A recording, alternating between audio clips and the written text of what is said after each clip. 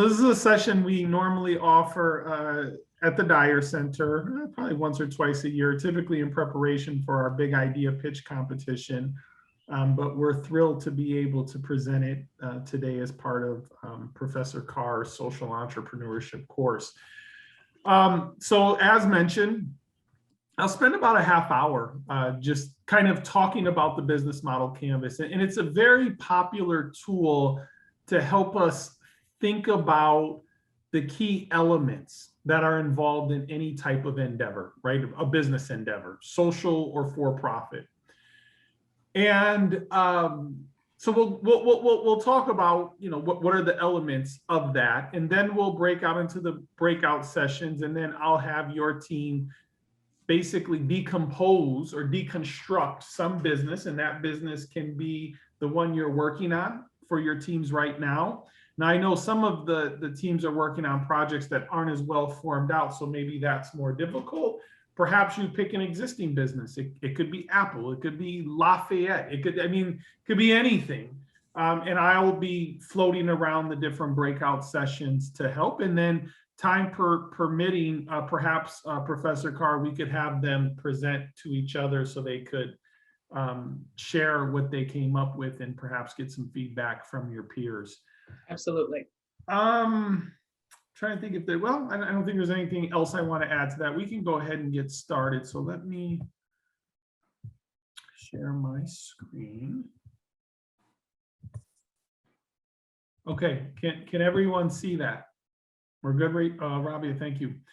All right, so, okay, perfect. So as I mentioned, the business model canvas is a tool to help us understand business models more generally.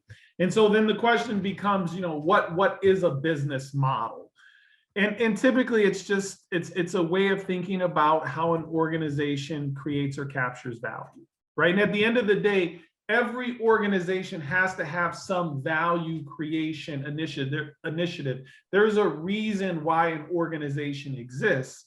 And so we know the value that in theory is delivered. This helps us understand how we organize to create that value. So there's actually a number of really good reasons to understand business models. These are some high-level ones, including, you know, understanding how an organization or a business needs to change or adapt to, say, new technology, right? So a perfect example might be, and I often give this example when I give public talks. I started off my career working as a software developer for a company called Reader's Digest. In fact, let me do a poll, and then I can bring this up in my next public talk. Raise your hand if you've heard of Reader's Digest. Jolene, are you tracking this? Can you see everyone? Okay, well, Jolene's gonna take note of this. Okay, you can put your hands down.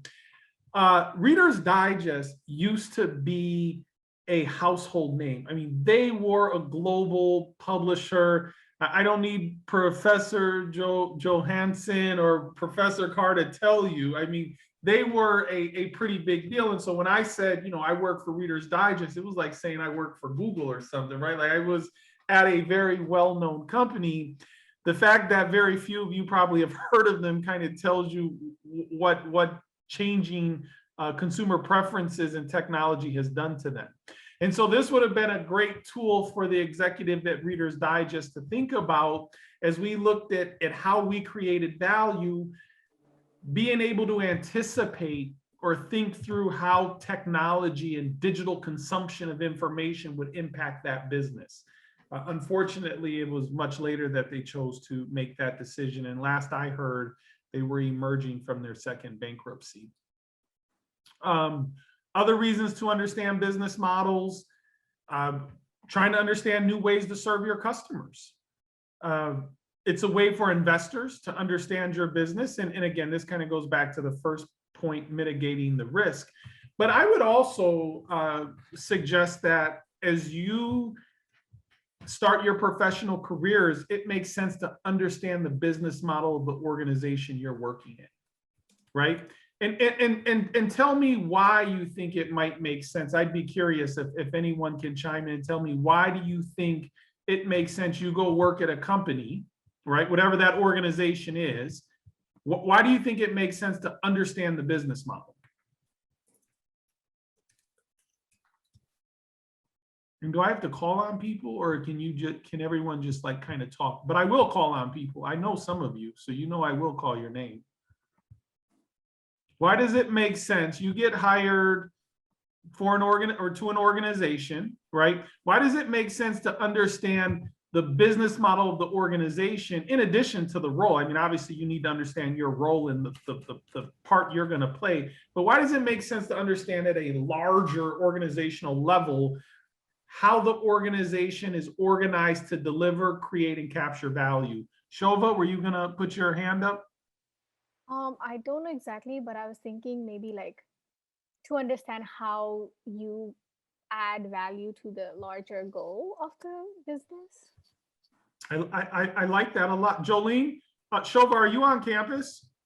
Yes, I am. So you may not know this, but the Dyer Center has the highest quality t-shirts, like just the best t-shirts and swag available. Jolene, get Shova a nice high quality Dyer Center Yes, shirt. thank you so much. Absolutely.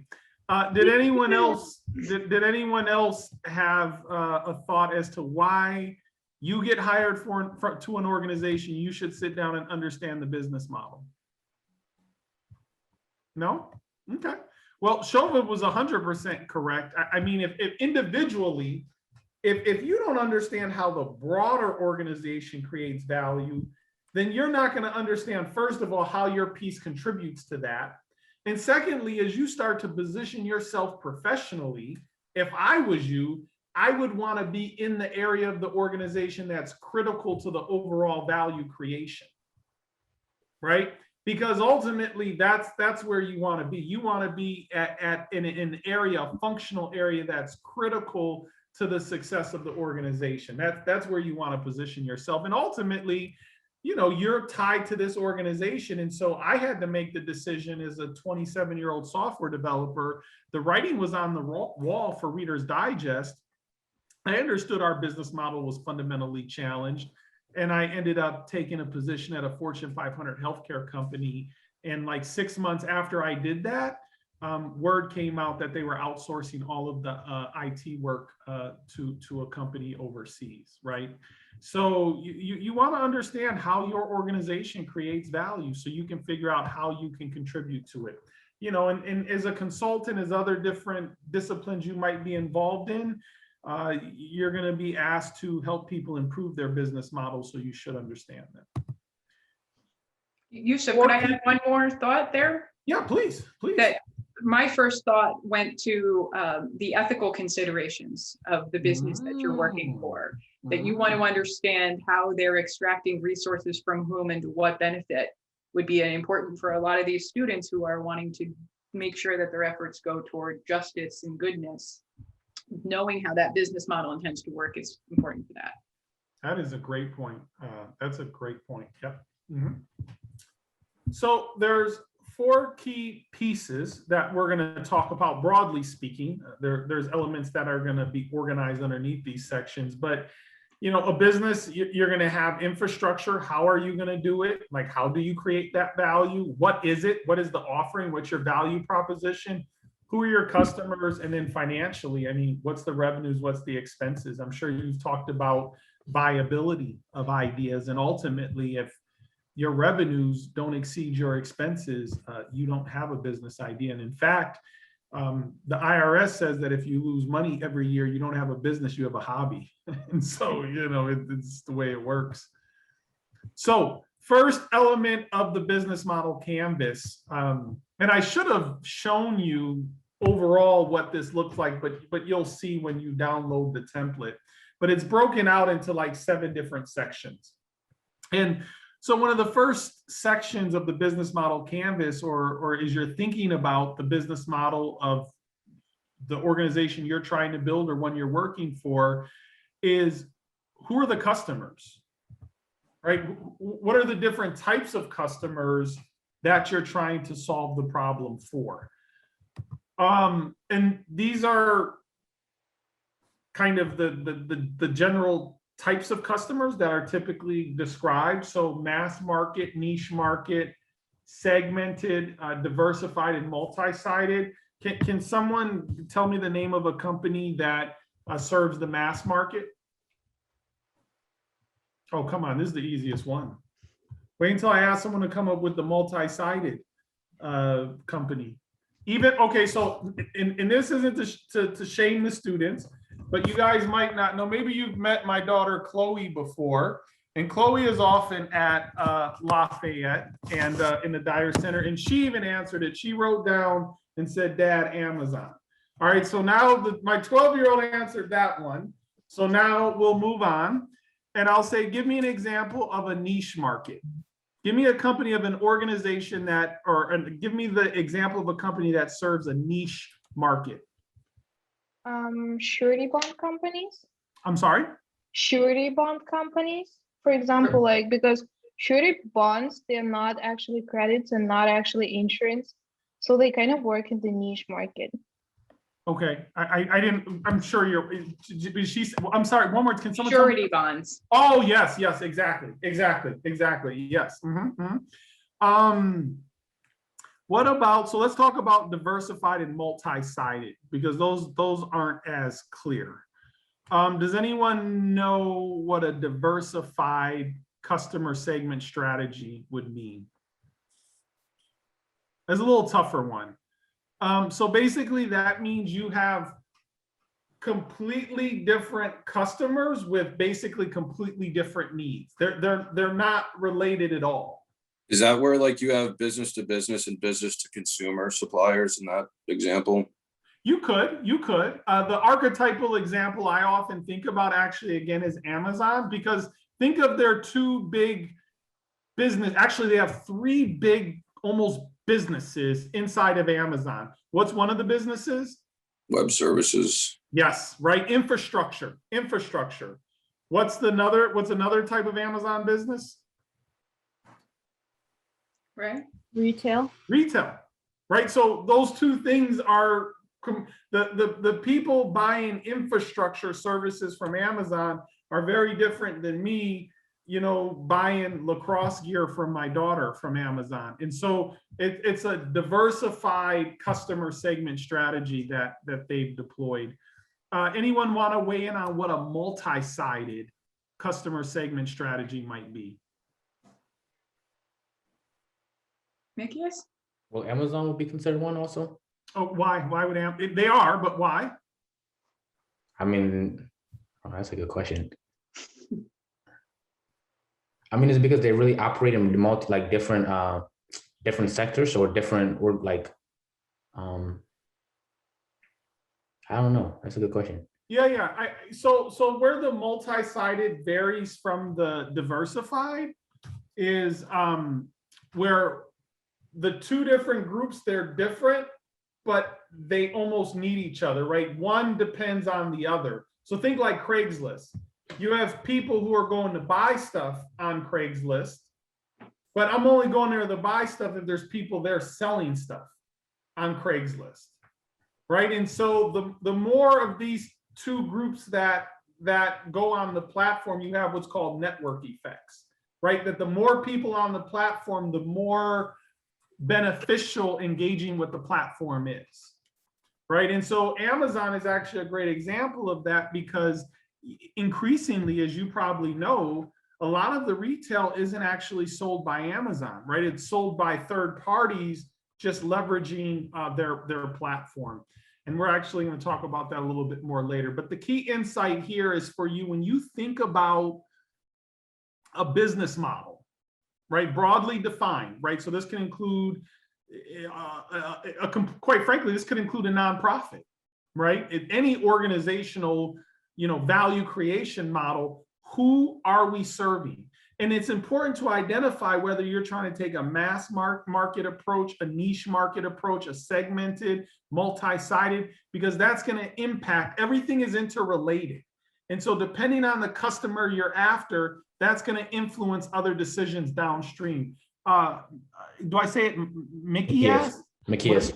Macias. Yes. So will Netflix be considered a multi-sided because of the subscription? Yeah, I mean, I think that's interesting. So I don't know.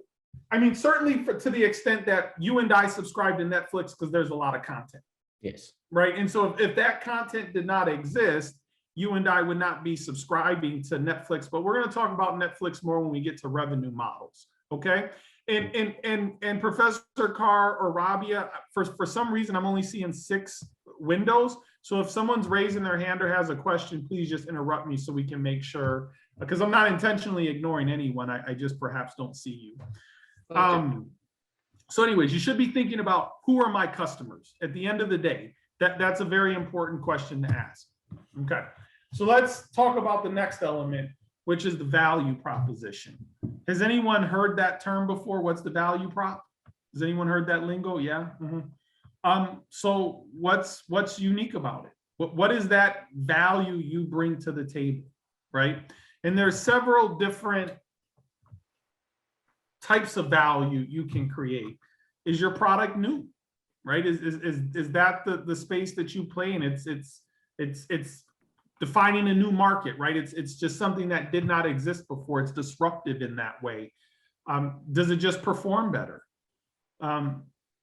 Do you allow customization, right? So you take a product that's typically fairly standard, but you allow customization and that appeals to a particular market segment. Maybe it's just reliability, right? Getting the job done. Your value proposition is if you contract with us, peace of mind. Better design, status, right? Maybe that's what it's all about. Maybe you're competing on price, you're competing on convenience, usability. These are all vectors that you can think about as you create a product or service into the market that's going to serve a particular niche of customers who value these particular elements. And why is it important to understand which of these elements that your product or service caters to? Why is it important for you to know? Like, for instance, if you were going to say try to compete based on brand or status, how would that influence other things? Your target market, or exactly who you'd be advertising to? I think 100%. Not only who you would be advertising to, but the message that you're advertising with. Yeah, and how. Exactly. I mean, when you see some of these like these cologne or maybe perfume ads, like they're not targeting me. Like, I can tell you that because I don't even understand what the heck, but they're certainly trying. They're not conveying that the scent is good. They're like conveying, I don't know, some whole other level stuff. Like this guy, he's very fit, he's in jeans, and he's like in the middle of the wilderness. And I'm not sure what the heck association they're trying to make, but it's clear that it's a feeling, right? It's this, it has to do with status and brand, and it has nothing to do with, just getting the job done, right? Wanting to smell good. So Macias has his hand up too. Oh, go ahead, Macias. I think that's a good point when it comes to Apple. Like, I've always studied Apple, like the iPhones and stuff like that. It's not really because of the performance or the design or the price. I think it's a status symbol. Like, for example, if you try to compare an Android, the new Android that just came out, an iPhone, no one really goes for Android anymore, because even though they do the same thing, it's just a status symbol. I feel like that's, in this generation, we don't really care about the performance or the price. We just want the status. Yeah, I mean, it's an interesting point. So I have a few Apple products. And I would say, like, once you're, okay, so perfect example. So I have the Apple Watch, and I activated my free Apple Fitness subscription. And basically, the only thing it gives me, right, it does give me convenience. So as soon as I hit on my phone that I'm starting to work out, my watch knows. And my watch immediately starts to track my activity. And so that was like really the only difference between their 20-minute high intensity workouts and the free ones I could get to YouTube, was just the way it integrated with my watch and saving me that step to say, okay, start workout. So I think certainly status and I think there's some convenience, right? Features, Now, whether that justifies the price, I think you make a good point. I'm not sure that it does, but yeah, certainly design, right? Apple is known for their design. So there's a few different areas they play at, but certainly the whole status and brand is a big thing. All right. So you've identified your customer segment, right? Who you're going after. You understand your value proposition, what you bring to the table. So now let's talk about how you're communicating, distributing, and selling to your customers. And we talk about these, we call these channels. They'll say, well, you know, what's your sales channel? What's your communication channel? What's your customer acquisition channel? And so these channels have a lot of different functions. You know, they allow employees to get, or excuse me, customers to get to know your product. They help you interact and engage with your customers both pre and post transaction. They help you raise awareness about the product, etc. And so if we think about these different channel functions, and we've talked about this, let's go back to Amazon, right? So if some of the different functions of the channel allow, one channel or one function of the channel allows us to sell our product or make the customer aware of our product. Is everyone familiar with the fact that right now we can just list the product on Amazon and we can try to customize the description of our product so that if you search for, I don't know, let's say dorm room mirror, right? I can source a product from wherever and put it on Amazon. You can find my product on Amazon. You can purchase my product on Amazon, and Amazon handles the shipping of my product. Everyone's familiar with that now, right? It's called drop shipping. People are familiar with that, okay? So tell me what's the benefits and tell me what's the downside of relying on Amazon as your channel partner. Go ahead, Macias. I mean, you get the ability to get like different options and, you know, different prices basically. Wait, no, I'm talking about for me as the business. Are you talking about as the customer or are you talking about as the business owner? Talk as the business owner. So you and I are in business together and we're gonna design and launch our own line of dorm room mirrors, okay? And we've decided that we're gonna use Amazon as our channel partner. What are the, you tell me what are the positives of us doing that? Why should we do it? I'm probably not like the benefit side. I see more like a negative side, I think. Okay, well, we're gonna come back to the negative. Rhea, tell me the positive. Yeah, some of the positives is that you get the Amazon user base, so you'll have traffic on the Amazon website, so people are more likely to go look at your product versus if you just set up your own website without a user base. 100%. Okay. Iana? Yeah, yes.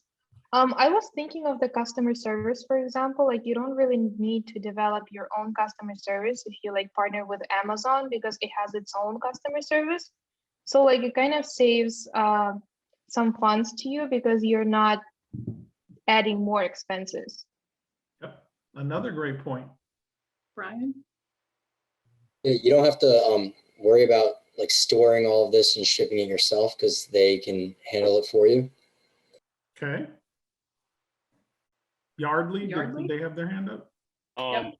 I would say like another benefit would be that it's essentially like low marketing costs. Okay. Will insurance be one? Insurance, what do you mean? Like maybe like, you know, if something goes wrong, anything, Amazon will probably back us up for it. Okay, perhaps. I mean, I've never sold on Amazon, perhaps. Iana? So basing off the packing and shipment and everything, so like maybe return services, like return management, so you don't really have to manage anything. Amazon does it for you. Okay. So we've listed a large number of benefits. So obviously we understand why Amazon is the largest, you know, company in the world right now. What are the downsides? What are the downsides of making Amazon our channel partner? Oh, there's downsides. Go ahead, Brian. You don't have as much control over the product actually making it to the consumer. That's certainly one. Okay. Ayana? Commission fees, maybe. All of the positives you just said. One thing I always tell my daughter, what do I always say, Chloe? What do I say about stuff? Nothing is free. Nothing is free in life. Never let anyone tell you that it is, because it isn't. Nothing is free. And so all of those positives you talked about regarding Amazon, they cost, right? They take, and the percentages are pretty aggressive. And even the benefit you've talked about in terms of outsourcing your customer service, well, Amazon dictates what your customer service is going to be. And Amazon puts the customer first. And so I had a buddy who sold some stuff on Amazon. He's in the heavy lawn equipment space. So think like those zero-turn lawnmowers and like chainsaws. And, he had a person buy something from him on Amazon and then like wanted to return it 14 or 15 days later or something like that. And, he had an issue with how Amazon handled it, because Amazon just issued the refund and directly took the money out of his account and didn't allow him to maybe have the control that he wanted over that return. So there's certainly some downsides to that. Yardley, did you still have another question, or is that from last time? Oh, I just wanted to list like another con for it. I guess like, since there's more people relying on it as their like main channel, there's a lot of competition between each other. And one of the lines of businesses we didn't talk about for Amazon, but does anyone know the fastest business segment for fastest growing business segment for Amazon right now? This has got to be worth a Dyer Center t-shirt. You got to do it in 5 seconds though, so there's no Googling. Go ahead, Macias. Is it Whole Food? Nope. Advertising. To your point, there's so many people. So for us to get to the top, when you search dorm room mirrors and there's literally 1,000 listings, if we're on page 7, that does us no good, right? Because no one's going to make it to page 7. So we can pay Amazon just like you can pay Google to go to the top of the search. And so you're 100% right there. It's a big thing right now, competition and trying to get better page placement. All right, so let's keep going. So you understand the importance of channel, right? So you know who your customer segment is, you know what your value proposition is, and you know how you're going to engage with your customer. You understand the different channels. So now we need to think about how are we going to deal with customer relationships, right? And it's not as simple as you think, because there's a lot of things you want to think about when you're determining what your customer relationship strategy is going to be, right? You want to think about how this influences your ability to acquire customers, how it impacts your ability to retain and then upsell. So one of my first jobs is, I hadn't even graduated college yet. So I was like very, very young 20s, trying to pay through college or pay for college. And I worked at a call center for a magazine company. And this was their business strategy. Actually, it's interesting to think about, okay? So their customer relationship strategies, they had a call center, and they had a call center in the United States, okay? So one that tells us it was a little bit more expensive, because you could you could outsource a call center for cheaper in different countries. And so you might think like, why would they do that? But every year what they would do is they would send, I'm sorry. Oh, sorry. Every year they would send millions of books out to customers, like cookbooks. And of the customers that would want to send them back, they would have to call this number. So they would send you the book and they'd have a piece of paper on it. And it would say, if you want to keep the book, no worries, we will bill you the $19.95. If you don't want the book, call this number and we'll send you a shipping label, okay? And so we would get all these calls, and it was my job to try to talk them into keeping that cookbook. You know, that was basically, and I was compensated as such, right? I had like this base salary, and then for every cookbook I convinced people to keep, I would get like an extra $2 or something like that. And so because that was their strategy, that influenced how they, that influenced their customer relationship strategy. So you have to think about that, right? What is your customer acquisition strategy? What's your retention strategy? What's your upsell strategy? And how all of that supports your customer relationship. And so here are some different types.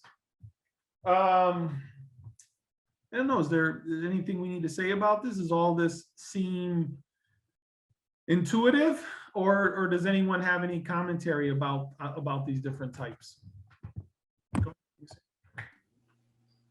No? Could you talk about co-creation with BMW? Yeah. So it's an interesting kind of case study. But so when you think about BMW, what do you think about? Like, what kind of brand? Where are they playing? Where are they playing at the value proposition stage, or in the value proposition and customer segment?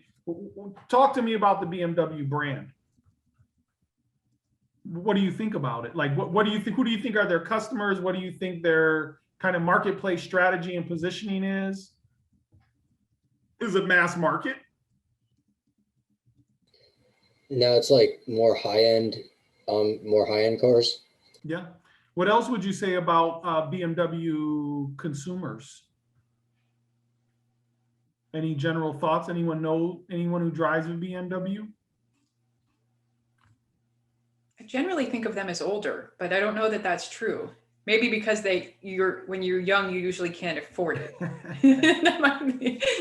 and they're also pretty loyal, right? They're also pretty, you know, you meet a person and they drive a BMW and say, oh, BMWs are the best. You know, they're like Lafayette grads, right? Oh, Lafayette is the best. You know, it's that type of connection to the product and service, which is really great, right? It's great to have that. But so knowing that they had that engaged and committed customer base, a lot of how they went about designing different elements of the experience have been, you know, co-creating them with committed and passionate consumers of the product.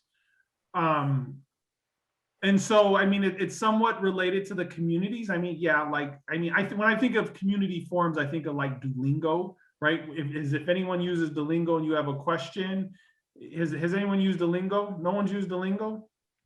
And if you have a question about it, you go on the forum and there's someone there who obviously knows the language, and then they'll give you an answer or an explanation that's helpful. I actually don't think those people are employed by Duolingo, but it's kind of a blend of that, but then also more directed by the company, right? Because we know what we're trying to achieve. So almost like kind of focus group type of stuff.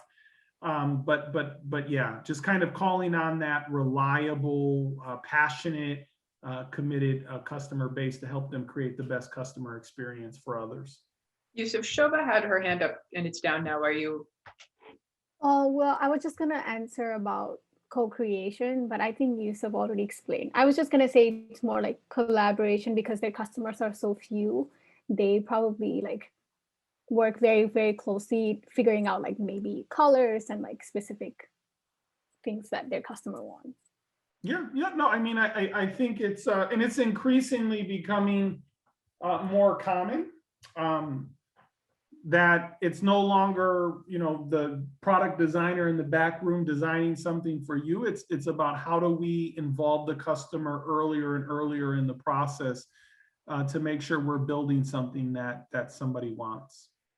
This is very, very big in the nonprofit world as well, especially with education-based programs and programs where you're trying to fill a gap in understanding or action.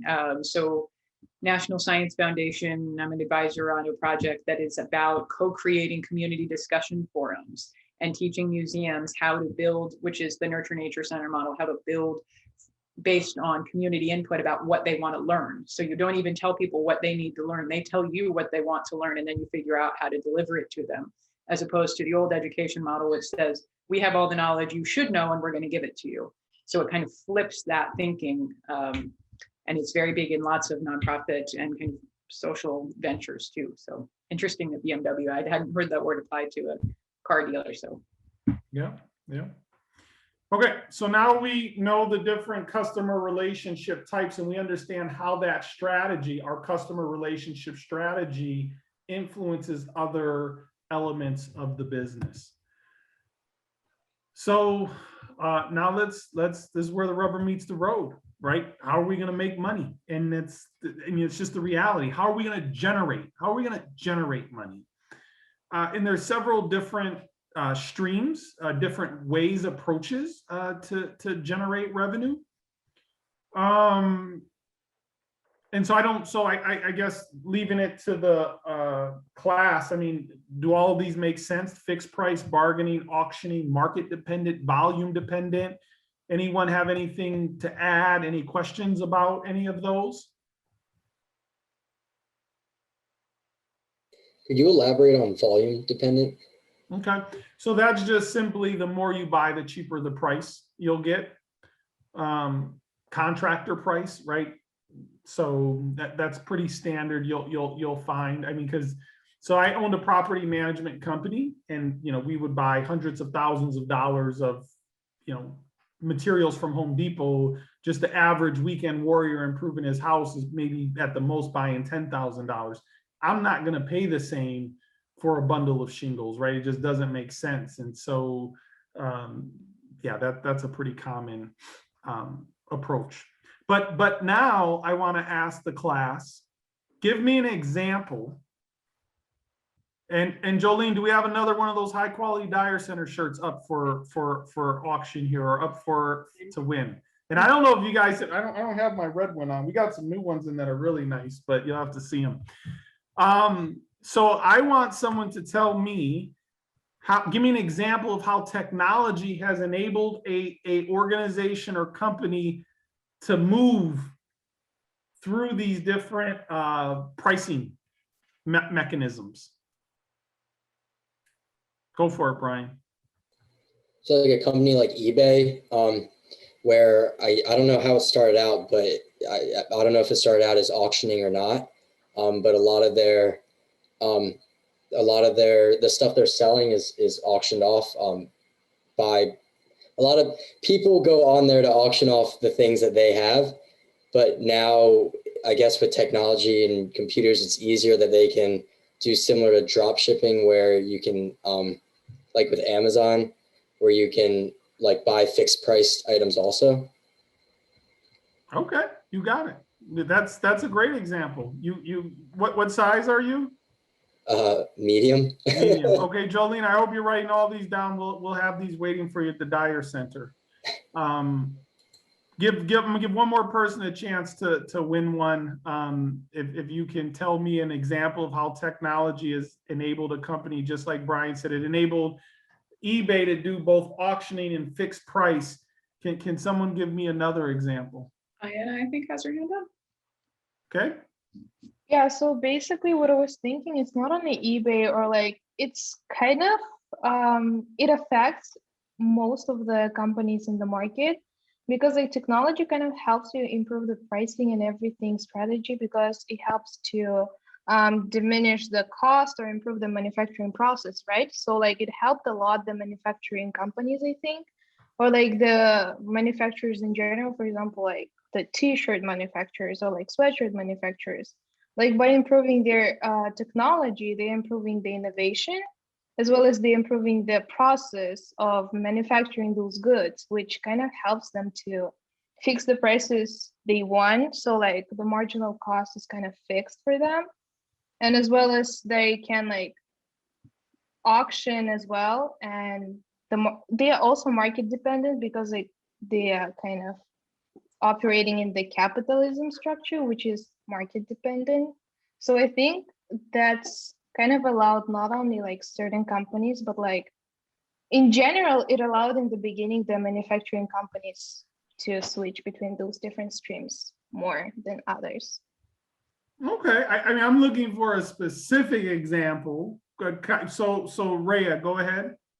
Well, I know specifically Amazon does have fixed prices, but from day to day they have fixed prices, but if you look in the long run, they have some of these like apps that track Amazon prices for certain goods. It actually follows the market. So depending on demand, you can see the prices go up and down. Yeah, that's a good one. I mean, you can think airlines, they do a lot of that. And you know, the industry I think of the most with this is hotels. Right? Because think about hotels. They each hotel room, does anyone know the expiration date on a hotel room? The expiration date on a hotel room. Nobody. No one knows the expiration date on it. So right now we're going to Airbnb your dorm room, right? And let's say we want to Airbnb it for, what is this, the 5th? So this is, what is it, Monday and Tuesday? My sense of time is off. Okay, so Friday is the 9th, right? And so we're gonna list it on the 9th. When does that expire? When is that no good anymore? When is it? I was going to answer and then it doesn't make sense. I don't know. Would it all be the 9th? Yeah, it expires the night of the 9th, right? Like you can't sell a hotel room a date that's passed. So if I have a hotel right now and I have 6 empty rooms tonight is Monday the 5th, Tuesday at midnight, right? They're no good anymore. That time has passed and that's just a sunk cost, right? It's gone. I can't sell Monday night's room on Tuesday. And so that's where like these places like Hotwire and some of these hotel apps come in. So if you and I wanted to book a Hilton, right? We could do that at a fixed price. But what you'll find is if you go on some of these hotel apps, is you get close to that night. Like let's say right now, I'm looking for a room tonight. You can go and you can get a cheaper price for that same hotel room, right? And they'll sell it cheaper because they know that after tonight, you're not going to be able to sell it anymore. And so oftentimes, yeah, if I'm traveling on my own expenses, I'll use those type of apps because I don't really care where I'm staying as long as it's a certain quality, and you can get a better price. So technology has enabled them to position their pricing as a basis of their closeness to the expiration date. All right, so transactional reoccurring, everyone understands those revenue streams. Yeah, you can sell assets, you can sell usage, subscriptions, renting, licensing, brokerage fees, advertising, all that makes sense? I would just go over transactional and recurring to make sure that the understanding's clear. Okay. Someone want to tell me what transactional revenue is?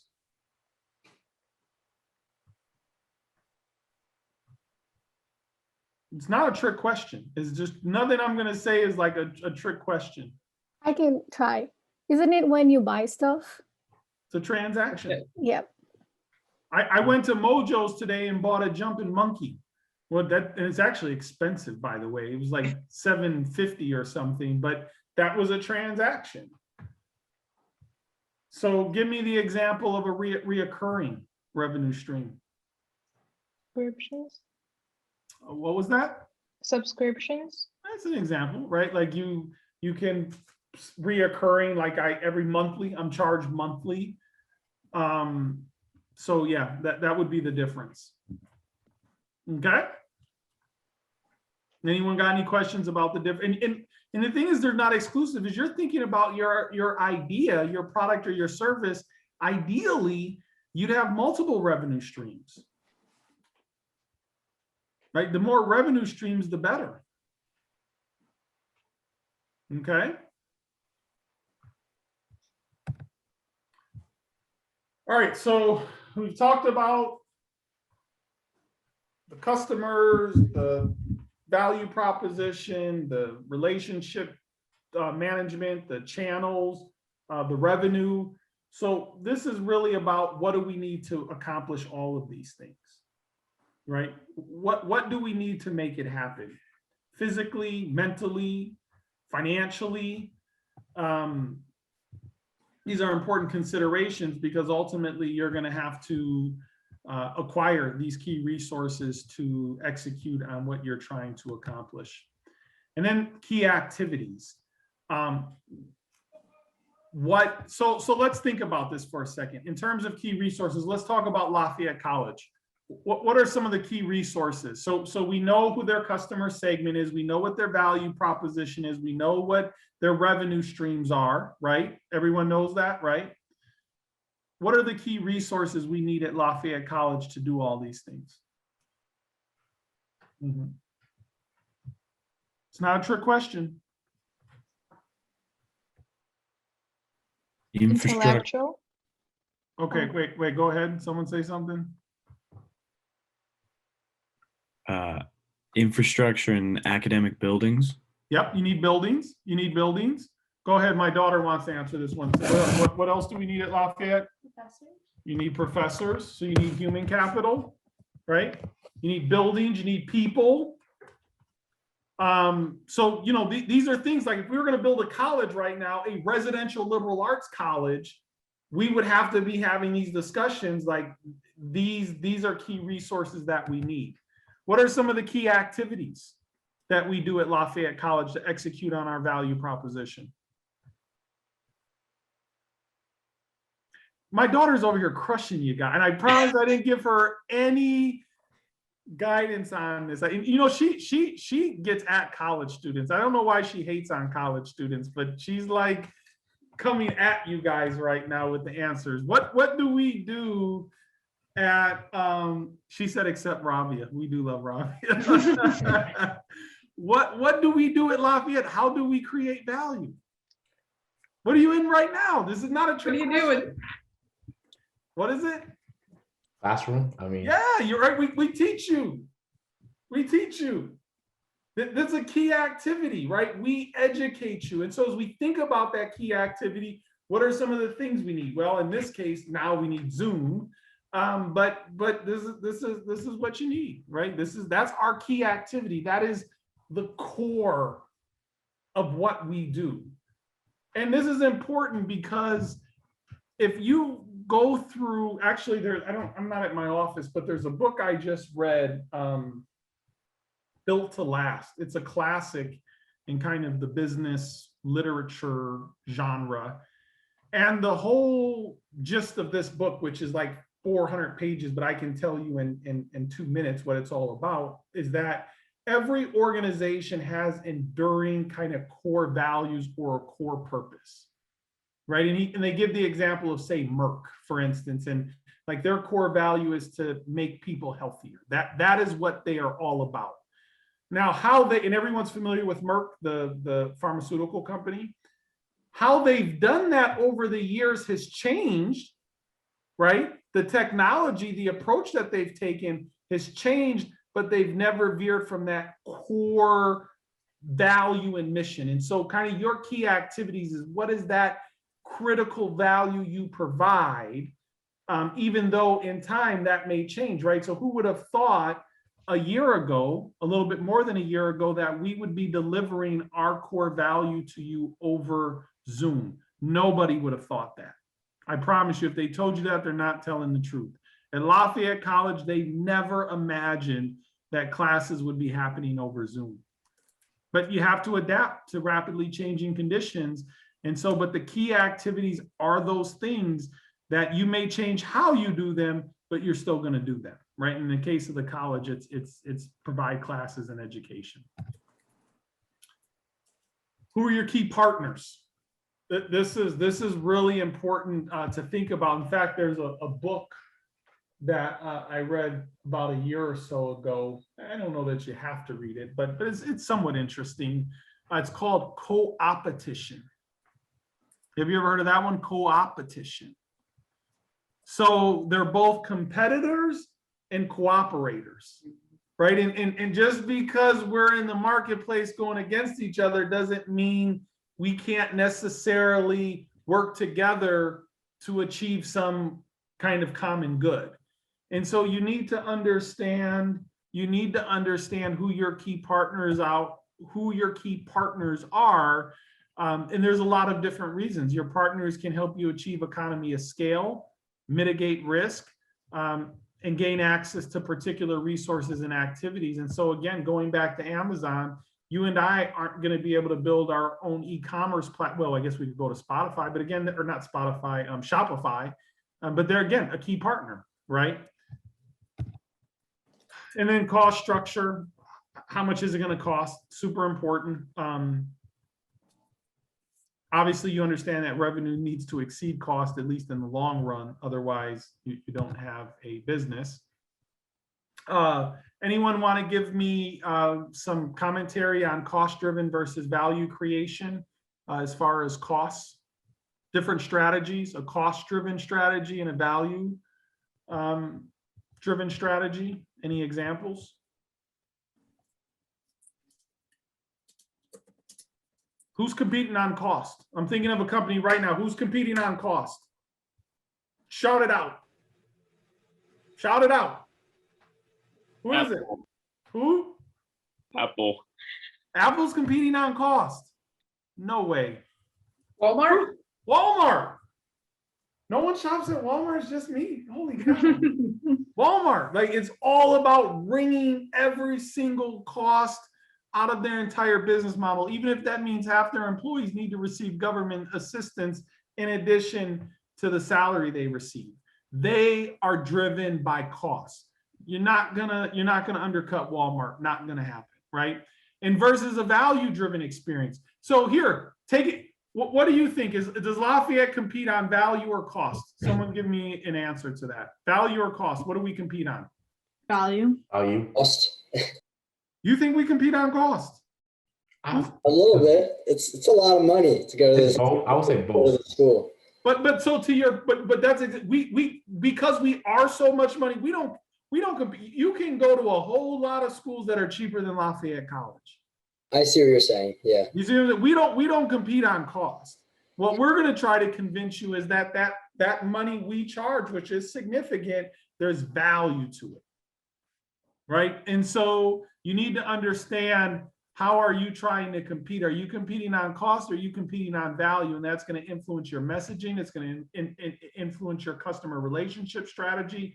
It's going to influence so many things. All right, so we're wrapping up here, but does everyone understand the difference between fixed, variable, economies of scale versus economies of scope? Thoughts? What's economies of scope?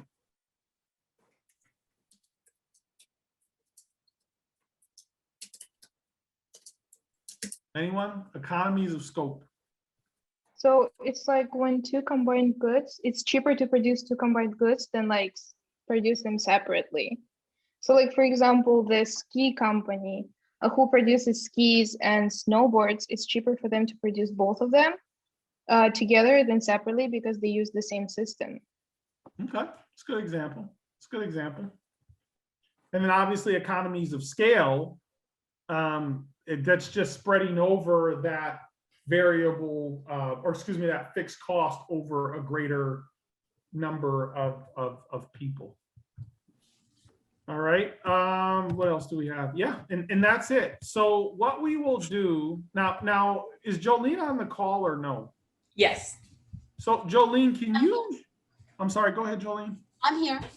So can you share your screen and show the business model canvas before we go into breakout rooms? Because I regret that I didn't show them what this whole thing looked like before I started breaking down the various pieces of it. So this is what the business model canvas looks like. And so remember, we've talked about all these different pieces: the key partners, activities, resources, cost structure, revenue stream, channels, relationships, segments, and of course, value prop. So what I want you to do is, in your groups, if you're working on an idea that you think is fleshed out enough where you want to start to try to deconstruct it and think about these things, that's fine.